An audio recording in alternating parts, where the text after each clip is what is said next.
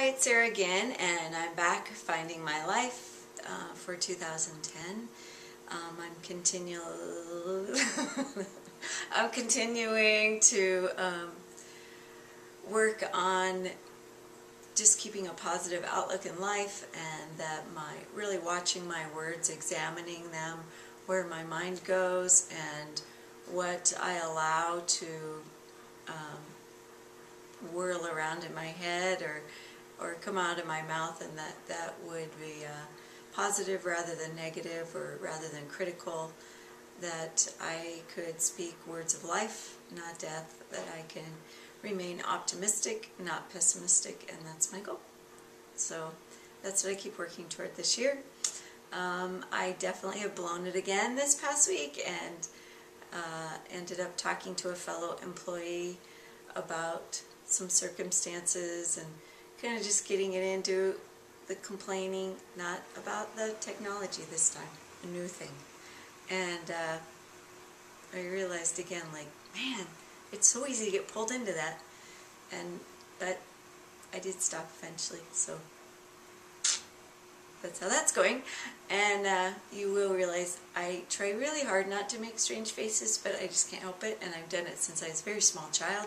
And one of my grandmothers tried hard to make me stop it, even threatening that I would get wrinkles and all from all this facial expression.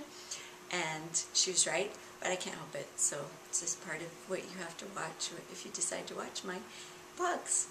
But anyway, so life is good, and I'm excited for the new challenges. We're selling our house, looking for a new one, having our first grandbaby in a few more weeks, continually trusting God for our sons and with the risky things they do and the risky places they go.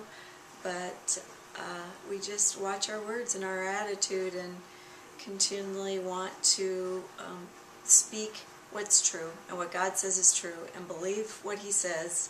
And when He tells us that He loves us, I want to make sure that we don't tell Him in return, no you don't, you won't take care of me, no you don't, I'm worried, like where's my next meal, or what's my future, I'm scared of what's coming. And I really think that that's just doubting the love that He promises, that's constantly coming at us. And so I'm trying to trust Him at His word, that He absolutely loves me like a parent, and He always has good plans for us, and He can always turn what's bad and work it for good. And it may take a while down the road before you look back and see that, but while it's happening, you just have to trust Him. And that's what life's about.